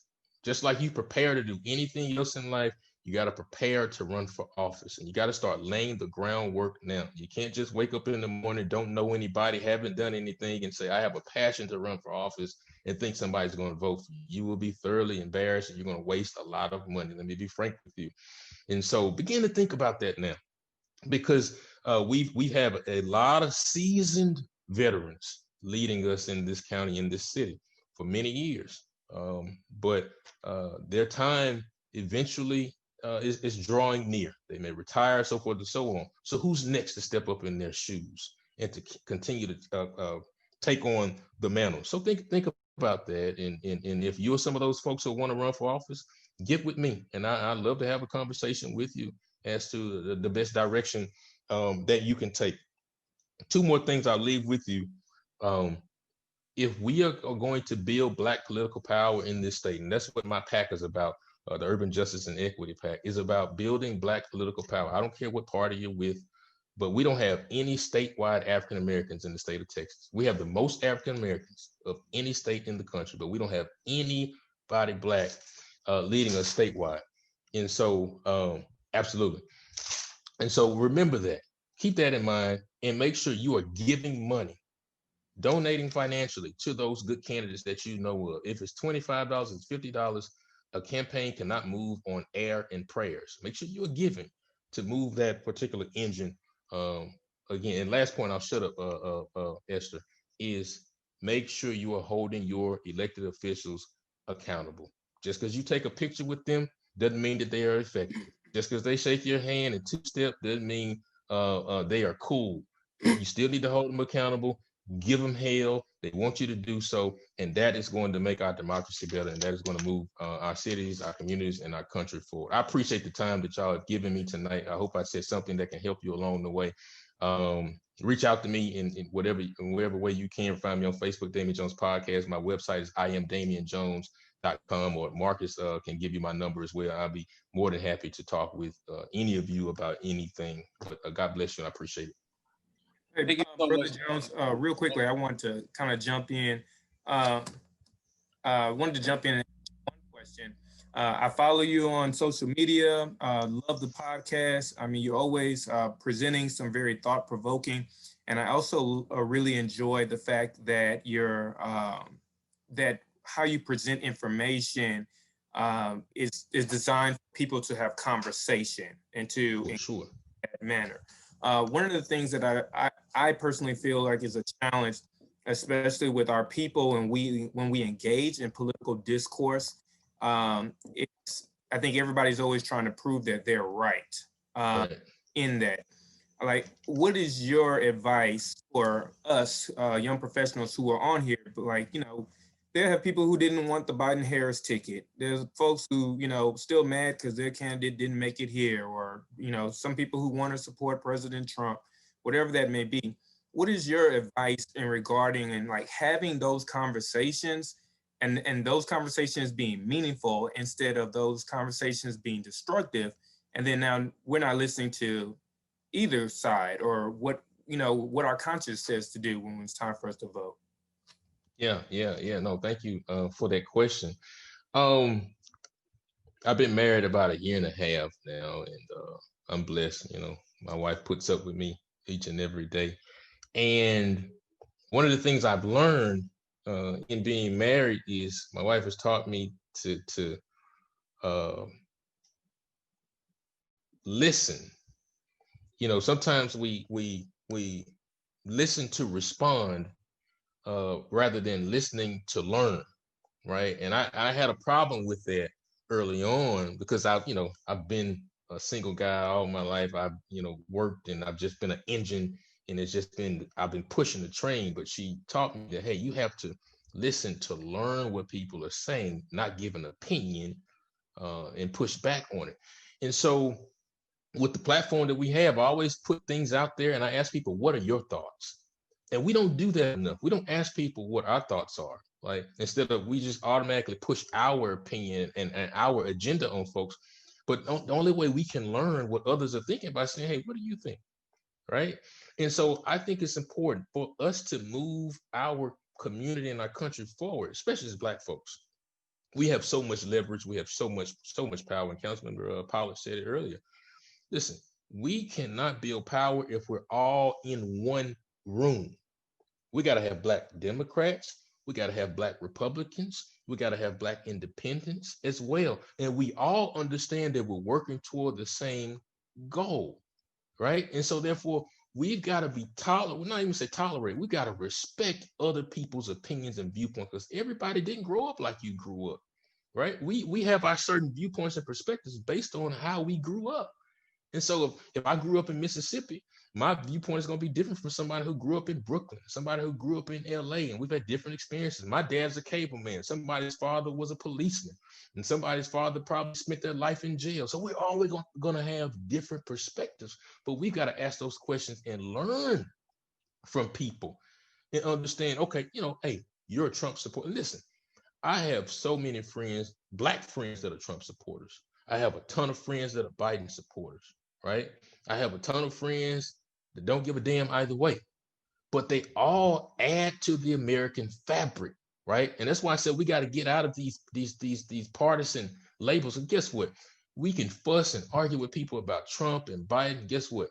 Donald Trump, at the end of the day, don't care about none of y'all on this call, nor does Joe Biden. Ain't finna call your phone at the end of the day. So don't lose friends, don't lose loved ones, don't block nobody and all that kind of foolishness and childishness, because people have a different viewpoint than you. We can be more mature, right, than to be able to listen to someone. And there's a quote, I can't tell you exact quote, but there's a quote by one of the great philosophers that says that it is the mark of an educated man to entertain an idea, but not adopt it.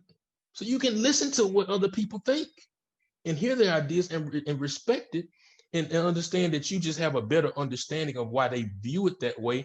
And somehow you come to the sensible center. But what I'm disappointed is when I look on Capitol Hill, there are millions of people, tens of millions of people unemployed in this country who need a second stimulus check. And Democrats and Republicans are playing games. Democrats want to hold the check so Trump won't put his name on it and get any credit before the election, right? Even though they know these people, especially Black people, need this money. Send me my $1,200. I need it. I do some things with it. I know all of y'all can as well, right? And so I appreciate that question, but we have got to listen to people to learn, not to combat, not to, who cares if you're right or wrong? Let's just move through, because when you're laying in that pine box of your casket and you're going to the pearly gates, the good Lord is not going to ask you what was your partisan affiliation and were you right or were you wrong and whether you won the political argument. The question will be, and I learned this from former council member C.O. Bradford, is the question will be at the end of the day, what have you done to help others? And when you're helping others, the least of these, Matthew 23:11 says, he that is greatest among you will be your servant. You become great by how you serve people. And that has nothing to do with a partisan affiliation. I'm going to serve a Republican. I'm going to serve a Democrat. I'm going to serve the poor, the rich, the white, the Black, whoever, right?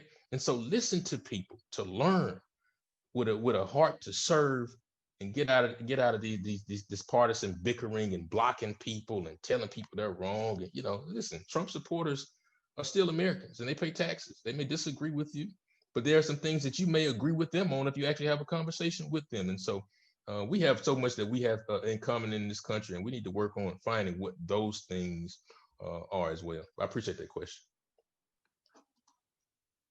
Thank you once again, Damian, for that thought-provoking conversation. If we have any follow-up questions, we'll definitely contact you. And we would also love to have you at some of our other events. So thank you again. Thank you. Hey, quick question. I'll shut up. What's your membership fee? I need to join. Hey, What's the COVID discount? What's the COVID discount? Matter of fact, we got a good membership event coming up this Saturday, which we will be talking about. Don't worry, I'll shoot you the information. Okay, thank y'all. Love to have you. And if you could, please drop any of your information in the chat so we can follow you on social media and support the podcast. Speaking of membership, I'm going to go ahead and turn it over to our membership committee for the member of the month. Thank you so much, Marcus. I hope everybody can hear me okay. My name is Shirley Addo, and I am one of the co-chairs of the Membership Engagement Committee. And this organization is full of stellar individuals, both past and present, as we've witnessed tonight. And every month we have the honor of introducing a member who has gone above and beyond in a manner that has caught the eye of the executive leadership team. And so right now I'd like you all to listen and join me as we celebrate and learn more about our September member of the month. Okay, so our September member of the month is Miss Denisha Trials. She was raised in Texas City and is the second youngest of 5 siblings. She is a 2016 graduate of Stephen F. Austin State University, where she earned a Bachelor's of Science in Psychology. Denisha is currently a program manager for a local mental health agency. She is also the president of an organization that empowers the youth called the Illuminating Our Youth, also known as IOU Inc. IOU engages youth through skill development to navigate challenges in today's society. And this has been an opportunity for Denisha to mentor and give back to the community while paying it forward to the generations of young leaders to come. Denisha enjoys traveling and sharing new experiences with loved ones. And I'd like for you all to listen to this part, because we asked Denisha why Hall YP, and this was her answer. Denisha said, Hall YP is good trouble due to the culture of service, excellence, and leadership. Hall YP's dynamic speaks to a variety of individuals on a professional and personal level. She feels the organization provides opportunities for growth and fellowship among like-minded people who aspire to be a positive influence. She chooses Hall YP because she chooses to uplift and impact her community. So everyone, please join me in air clapping for our very own member of the month, Miss Denisha Trials. Thank you so much, and congratulations, Denisha.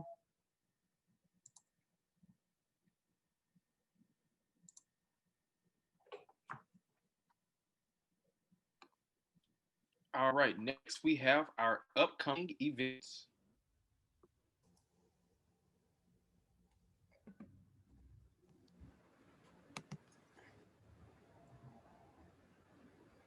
All right, so Civic Engagement Committee, Marina and I, we co-host this committee. We have our committee meeting coming up on the 19th of this month. Stay tuned for the Zoom link for that information. Hello, everybody. Definitely enjoyed the time tonight. Next Thursday is our community. First Thursday of the month is our next community service meeting. Our big event coming up, which is YPU. You've already heard so many great things from Tiffany Thomas, who initiated the program, where we'll be having our Young Professional University on October 24th. We could really use your help in sharing with your network, with your friends, churches, to get as many high school students as we can. Our goal is to have 450 students, so please share. Also, we will be doing a drive early to drive our community to the polls, so be on the lookout for that as well. If you want to volunteer to drive folks to the polls, please email me at communityoutreach@hallyp.org.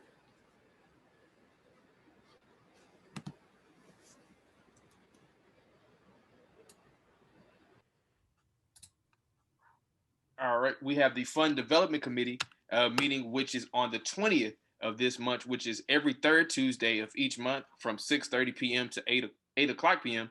And also, I guess it will be held, more information on that coming soon, but every third Tuesday for fun development.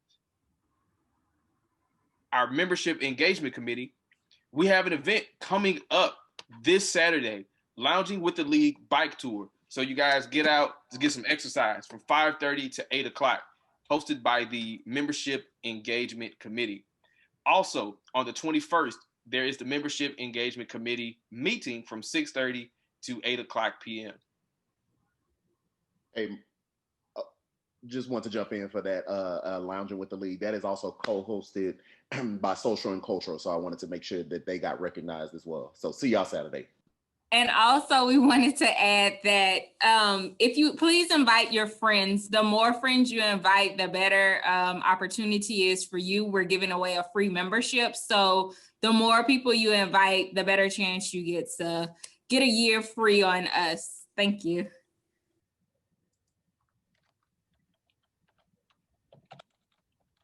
All right, we have professional development, which is the fourth Thursday of each month.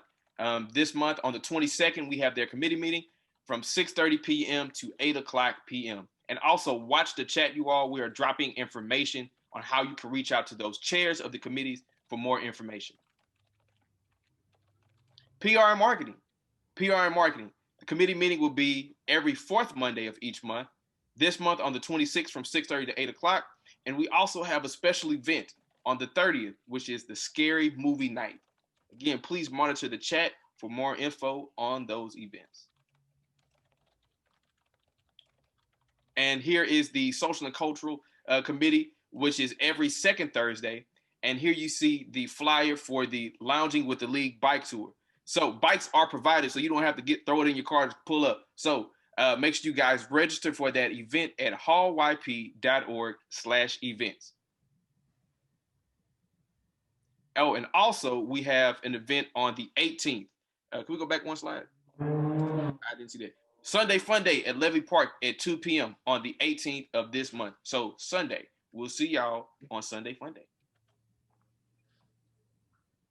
All right. Oh, early voting hours this week. I know you guys heard it. You need to pull up to vote. Some of y'all got your grandmas and grandpas out there. Well, let's keep it going. So Tuesday through Saturday from 7 a.m. to 7 p.m. Sunday from noon to 7 p.m.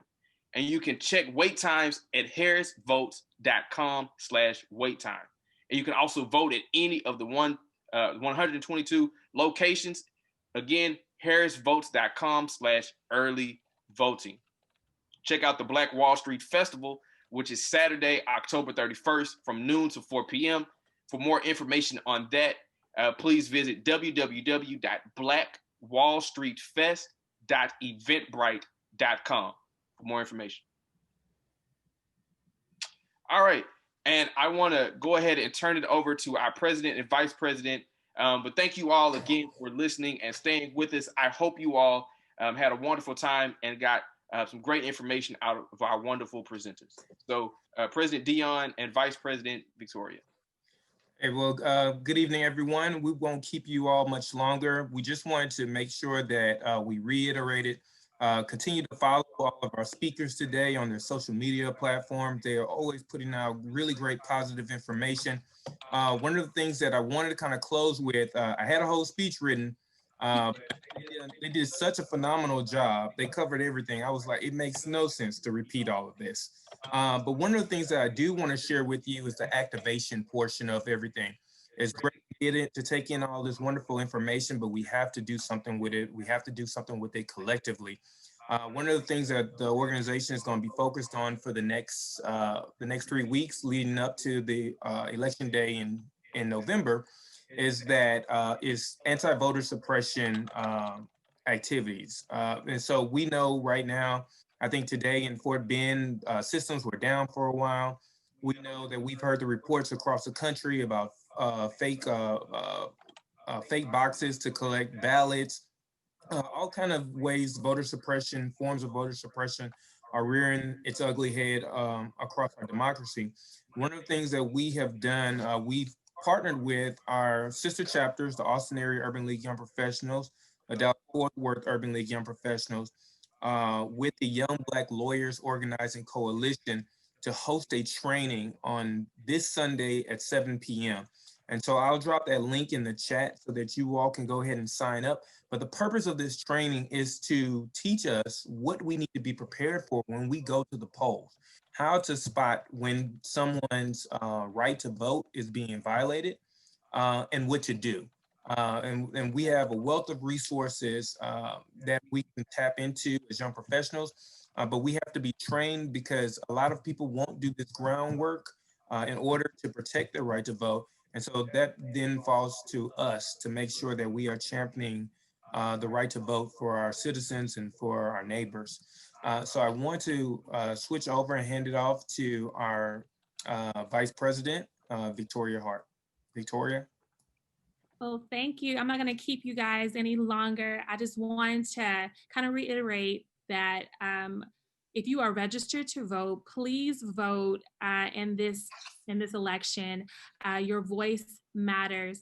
A lot of times we are now at a point with our voting plan and just making sure that we have kind of thought out what we want to do. And there, harrisvotes.com will give you a sample ballot so that you can go into the voting polls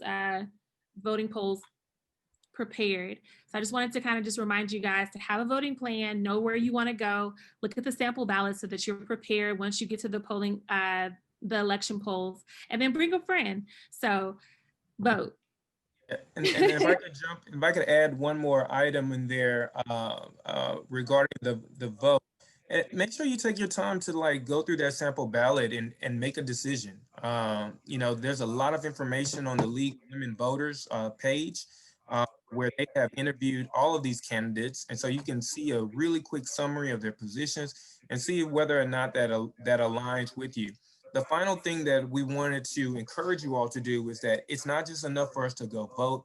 We still need help. We need volunteers to continue to help us with phone banking to make sure that people are getting out. We're continuing to encourage people to get out to the polls, but we also need people to sign up to be poll monitors, which is very important part of our democracy, that someone is there that is watching to make sure that there's no irregularities that are going on and that people have access to the information they need and they're not being robbed of their right to vote. So Marcus, if you could drop that link in the chat for people to sign up to continue to volunteer. What we ultimately want to do as an organization and as a people is that when election day, November 3rd, once all the ballots have been casted, everything has been tallied, it doesn't matter if it ends up in the courts or whatever the case may be, we want to be able to look ourselves in the mirror and say, I did everything possible that I could have done to safeguard the future of our community, to safeguard the future of our family, our friends, and the children who are yet to be born. And so I want you all to really focus on that. We should be so tired on November 4th. Everyone should have their phones on mute because we worked so hard these last 3 weeks to make sure that our rights are protected. And Victoria, if you can go ahead and adjourn us. Okay, thank you, President Dorsett. Once again, like I said, make sure you are exercising your right to vote. And this coming Saturday, Lounging with the League. If any of you are on this call who are not members of the Houston Area Urban League Young Professionals, come meet us this weekend and learn about this great organization and how you can be a part. I know you should see some of the links in the chat, but you can actually register on Eventbrite as well as Wild Apricot. hoyp.org/events. Okay, so we're gonna go ahead and adjourn this meeting and thank you guys for coming out.